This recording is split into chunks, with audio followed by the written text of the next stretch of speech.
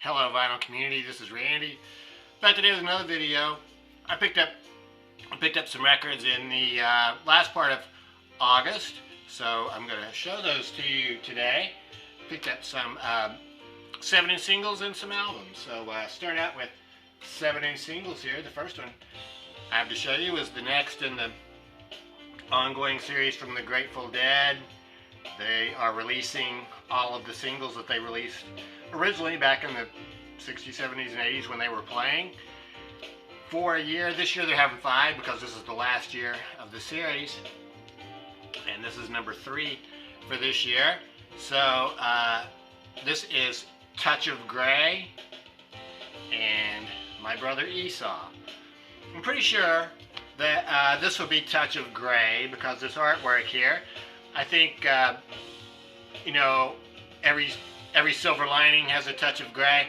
I think the dog has found a silver lining here in this rainstorm. He found a bone, and so and then on the other side, my brother Esau shadowboxing with the apocalypse. So I guess that's the two of them there, the narrator and his brother Esau. So these are, I think these are all on colored vinyl. This one is on sort of a smoky gray, which makes sense for Touch of Gray. So yeah, just glad to get that one. Another in this ongoing series. Got another single here. This one is by Stephen Stills. Love the One You're With. Big hit song for Stephen Stills back in, I think, 1971. And this is actually, it's on Atlantic, but this is actually a British copy of the Atlantic record. I think it's the original issue from back then. Glad to get that. This is Barry White, Love's Theme. I got these, well, the Grateful Dead single I got in the mail. These other singles I picked up at Grimey's there, just going through their boxes of records there. So this is Barry White, Love's Theme. So Barry White, I guess the soul guy from the, conducted the Love Unlimited Orchestra. So this is Love's Theme, instrumental song. This is also a British version. This is really cool because it comes with the sleeve that matches it for Pike Records. The flip side of this one is Sweet Moments, which is another instrumental song, and it's a lot like Love's Theme, also really good instrumental song. Got this really cool 7-inch single by Ahmad Jamal. These are 2 songs. One of the songs is called Night Mist Blues, and the other one is We Live in Two Different Worlds. These are from his 1961 album called Jamal at the Black Hawk. So this was recorded at the Black Hawk in San Francisco there. And Ahmad Jamal is a piano player, and he just has a bass player and a drummer with him on this one. So these are 2 instrumental songs, kind of swinging jazz songs from the early 60s. So sounds really good. I'm a big Ahmad Jamal fan. I got to see him playing at Iridium in New York in probably the early 2000s. It was the same sort of thing. He had just a drummer and a bass player with him there. So yeah, really enjoyed seeing him. I was glad to get that record. And then the last 7-inch single that I have to show you is on VJ Records. This is Jimmy Reed singing Baby What You Want Me to Do. So that's a really cool song. I was glad to get that. I'd never heard his version before. His version is great. I had heard it by the Byrds. It is part of the medley that's the last song on Dr. Byrds and Mr. Hyde. So sort of a live thing. And I think that might be the way they might have closed out a lot of concerts with that. Yeah, Baby What You Want Me to Do. So yeah, I was really glad to get that one. So 7-inch singles there. The record that we're hearing in the background right now is Kenny Garrett, Sounds from the Ancestors. This is a jazz album that just came out this week. I just got it a couple days ago. It's fantastic. This is probably my my jazz album of the year for so far. I'm not really sure how many new jazz albums I've gotten this year, but this is a new one that was just released a couple weeks ago. And Kenny Garrett is an alto saxophonist. He also plays some electric piano on here. Well, he does a little bit of vocals, not really too much on that count. So this is a gatefold sleeve.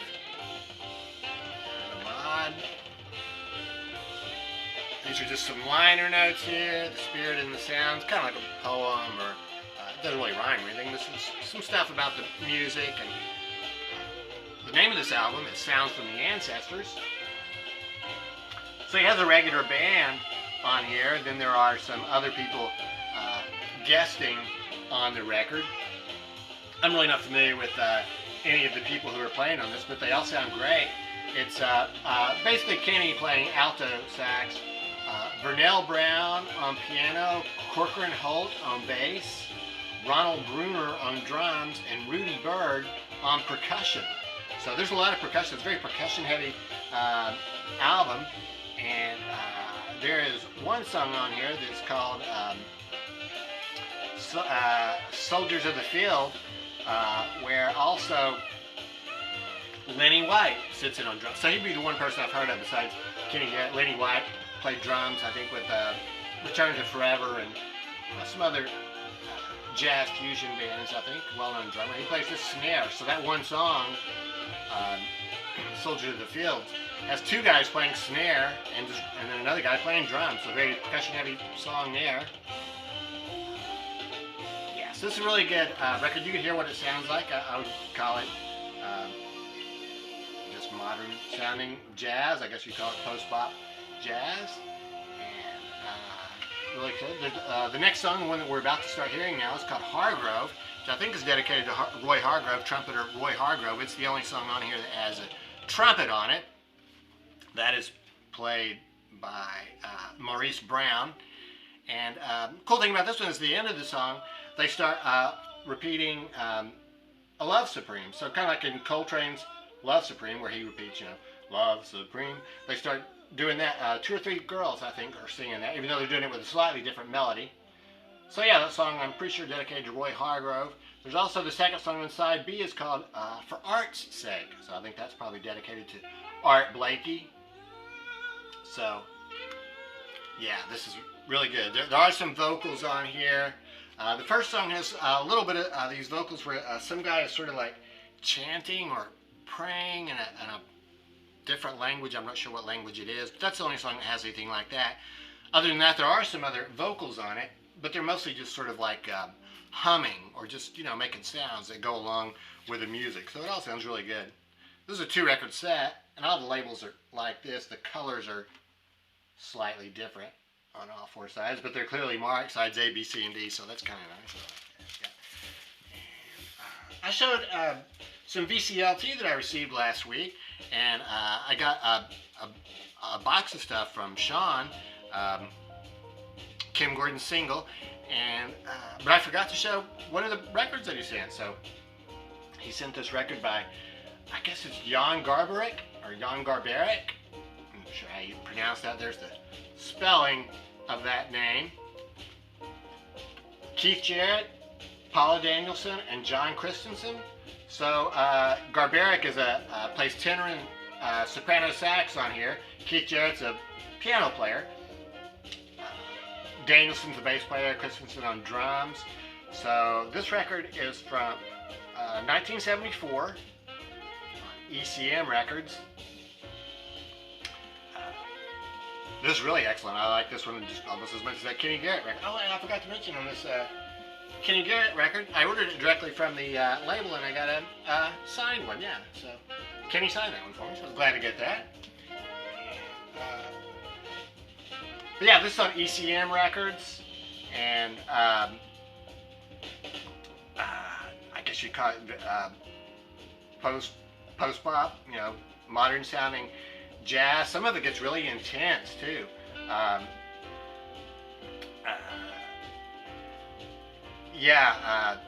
Well, it's hard to remember exactly which songs. Oh, yeah, it's the long one. So there's like 3 shorter songs, 4 minutes, 6 minutes, and 2 minutes. A song that's 8 minutes. Then there's 2 songs, Blossom and Solstice, which are 12 and 13 minutes long. So those songs get really intense with a really a lot of driving saxophone work by Jan or Jan. So really enjoying this one a lot. So thanks a lot for sending that, Sean. And it came with this cool inner sleeve and classic ECM label there. That's green. Yeah, really good record. So I've been listening to that one quite a bit. I went to Phonolux a week or two ago, and was just kind of browsing there, and I came across this record by the Dave Pike set. So Dave Pike is a vibraphonist. This is 1969. This is a reissue on MPS Records, which is I think a European label. So it's very high quality pressing. It sounds really good. And gatefold sleeve. This is all in German over here, and then I assume it's the same stuff over here in English. So this tells about the band. So they were a real band from in 1969. I mean, well, Dave Pike was not necessarily the leader, I don't think, even though it is called the Dave Pike set. But they all seem to pretty much take equal parts on this. The songs are written by all of the people there, and the guitar player on this is Volker Kriegel, and yeah, he really sounds good. So yeah, this is jazz from 1969 with a vibraphone. Sounds really excellent. I'm really enjoying that one. It came with this insert that shows the band there. There's a copy of the tape box I used to tape the music with. So, yeah, the Dave Pike set. I was just going to remind you, Dave Pike, this was a record store release, record store day release from a couple years ago. It had this really cool cover on it, Dave Pike set. So this is him playing with some more well-known musicians. This isn't the Dave, sorry, this is not the Dave Pike set. This is just credited to Dave Pike. So Herbie Hancock, okay, Grady Tate played with him on this one. Cool cover. But yeah, so this one is more equal partnership with the whole band there. Very cool photo on the back of that. So yeah, noisy silence, gentle noise. It's really not noise at all though. It's very melodic jazz. Yeah, very enjoyable. Comes on this MPS record. The one record I was really excited to get, it's been on my want list forever. Supergrass, In It For The Money. I'd never actually really heard this record before. I remember when it came out back in the late 90s. I think I heard a couple songs, maybe on the radio, and then, but I never got it back then. And then somebody, I think on the VC, showed this. Must have been within the past couple of years because I added it to my want list, even though I really hadn't heard it before. But this falls into that category of Britpop, I think, kind of like Oasis or something like that. So you can see it's a three-man band. Here's a picture of them on the back where they're playing their electric instruments. This picture on the front is not. They don't play acoustic instruments. That's just a photo there. So they do play electric instruments and yeah, Britpop sounding music and really excellent. So been waiting on this one to come out for a while. This is on BMG Records, I guess. So yeah, this one comes with this inner sleeve. That's pretty much the same pictures as on the back of the album, with just the photo hasn't been processed, I guess. And here's what they look like. This record is on delicious black vinyl. The label on the other side is kind of abstract. So, yeah, really quite excellent. Yeah, like I say, Britpop. So if you like, I mean, I think if you like Oasis and bands like that in the 90s, Brit bands, you would enjoy this. This came with this 12-inch single too. The Animal is a song that is not on the album, and then Sun Hits the Sky mix. So it's a remix of a song that's on that album. So I could have done without the 12-inch single, and